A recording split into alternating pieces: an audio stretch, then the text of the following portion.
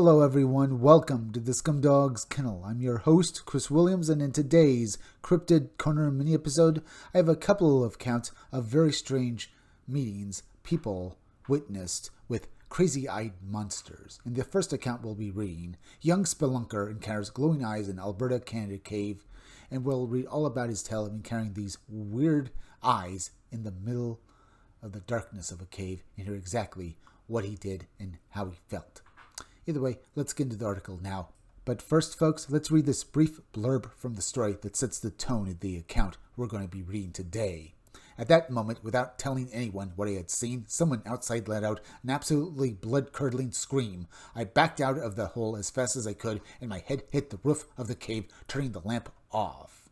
Sounds very horrifying, folks. So, this guy and others encountered something in the cave that basically wanted them out of there as quickly as possible. I'm going to assume the other person that made that scream was also in the cave with them, but not in the hole that the witness was in. Either way, let's get into the full account now. Hello, sir. I was on a team camp expedition in Alberta, Canada to spelunk some local caves when we decided to move off the beaten path and search another cave. It was very tight. We had to literally force ourselves inside. Once we got in, we walked through the cave for about 1 kilometer until we reached the end where there was a flat wall. At the base of the wall and up a steep slope, there was a 1 meter by 1 meter approx hole in the wall. I was the skinniest, so was volunteered to investigate. I put on the camp leader's headlamp, got into my stomach, and entered the hole, not able to move my hands more than 15 degrees to the side, and edged my whole body in with my feet.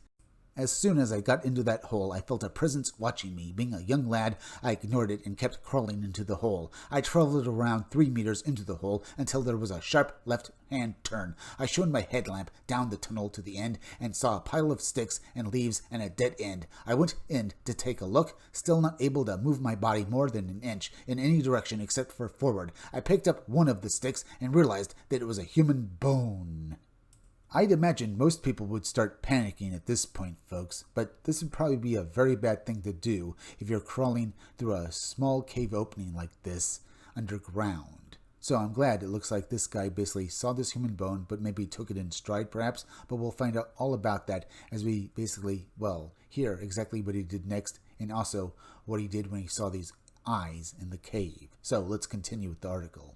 At that moment, without telling anyone what he'd seen, someone outside let out an absolutely blood-curdling scream.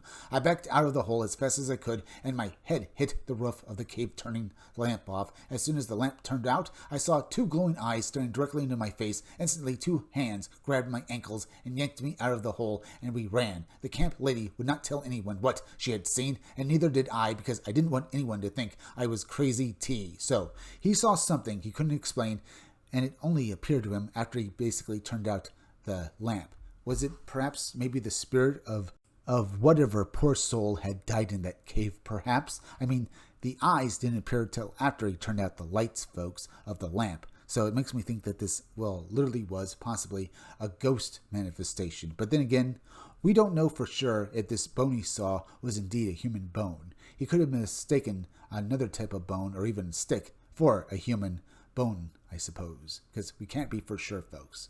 But the fact that, the teacher saw something that frightened the living daylights out of her, and this guy also encountered something in the cave, makes me think that there was something hiding in the cave or basically there that day. It could also basically be that this was an encounter with maybe, gnomes or another fairy-like creature, folks, because the eye thing, it reminds me of gnomes as well.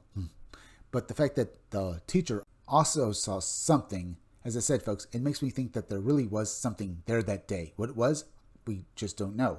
It could be that they encountered aliens as well, perhaps. That is another way to look at it, folks, but we don't know for sure. All we know is that this guy saw these eyes in the cave and that there was another person that saw something weird that day. So it makes me think that this account is all too real, but we can't be for sure. Either way, we can discuss this case a little more in detail after we read the next article, folks, which I have up for us right now to read through.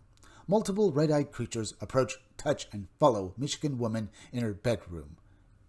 Indeed, folks, like the last account, the witness sees these weird red eyes in her room that truly probably frightened the living daylights out of her. Let's read this experiencer's account now and hear how she most likely woke up to in the middle of the night. So let's get into the account now by reading the brief blurb that comes with it as well.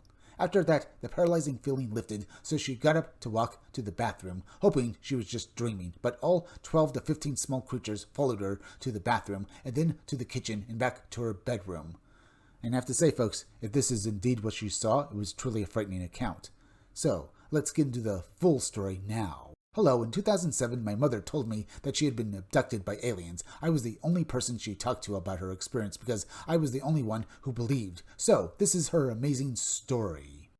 Sadly, we basically start the article hearing about how the daughter here was the only one who believed the mother that she'd been abducted. That's something we've read before, folks. But I also have to ask this, folks. Did the daughter ever also basically encounter alien beings herself and maybe was the subject of an abduction? We don't know. We'll just have to read on and find out. At that time, we were living in Wyoming, Michigan. My mother awoke one night around 12 a.m. in a paralyzed state. She looked over and saw a dozen or so pairs of red eyes, small and beady, but she said at first that all she could see was their eyes. She said the rest of their bodies were almost invisible, only visible enough to distort the view behind them. She said then that some of them came up to her and began poking her with their 3-fingered hands. One of the creatures breathed in her ear, and as she said it, sounded like what movies typically depict them as sound. After that, the paralyzing feeling lifted, so she got up to walk to the bathroom, hoping she was just dreaming, but all 12 to 15 small creatures followed her to the bathroom, and then to the kitchen and back to her bedroom. She said they never said anything the whole time they were following her, but they were still semi-see-through and floating behind her as she walked from room to room. After she got to her bedroom, she lay down and saw that there was a light in the backyard, so she leaned over to where the light was coming from, and that is the last she remembers till the next morning when she woke up. Now, do you think that this is the part where she was abducted, folks, or was this after she was abducted and they returned her to her bedroom? It also sounds like these entities were observing her, and maybe they were, I guess, taking down or making notes of exactly what the witness was doing, either before or after this abduction, folks. But I would have to say, folks, the moment the witness tried to take a look at this light, which was most likely the landed UFO of these creatures, she probably was abducted then. Either way, let's continue. She doesn't remember falling back to sleep. My mother has had insomnia for years and has always had trouble falling asleep and staying asleep. She never lost sight of them the whole time all this was happening, but they were gone when she woke up the next day. My sister shared a bed with my mom at that time and was never woken up or disturbed during the whole event. My mother has nothing to gain from making up such a story. If anything, it has caused people to look at her like she is crazy. But upon researching the type of small humanoid she's seen, I found many abduction victims reported the same semi-see-through creatures with red eyes and is the size of a small child H. So, indeed, folks, there are several accounts of, well, red-eyed cryptid creatures. And I have to say, folks, maybe this is yet another account of them. But I would have to say, like in the first account we read through, folks, with these red eyes in the cave, and the red eyes of these creatures that the woman basically saw when she basically, well, was possibly abducted. All we can say is that maybe these creatures have some sort of relationship, or maybe they're somehow connected. Maybe they're some sort of spirits, or maybe fairy creatures. Maybe, because we've talked about before, folks, how people who see aliens, or basically see ghosts and cryptids, all also see other weird phenomena as well. Basically experiencing poltergeist activity, or people who basically see Bigfoot will also see, well, UFOs in the sky. So maybe the fact that this woman was visited by alien beings, maybe it caused her to basically be able to see these beings as well. Either way, we don't know. It's something to speculate on, folks. So indeed, I think that this woman was abducted by alien beings and that these other entities were either demons, fairies, or spirits that might have resided in this woman's house, and the fact that she had basically come in contact with the paranormal, this allowed her, like basically she'd been gifted with some sort of psychic ability after basically encountering these alien beings, to see other weird phenomena as well. Either way, we're at the end, folks, so please go subscribe to my YouTube channel, Read Comics They're Bad For You. Hit that like button for me, make sure you're still subscribed, leave some comments down below, hit that bell for notifications, make sure to hit the part of the bell that will give you all future notifications, and please share this video out. I'm Chris Williams from the Scumdogs Kennel. Thank you all for joining me. I'll be back again tomorrow with another great video, so be sure to come back again then. Till next time, folks, I'll see you all again soon.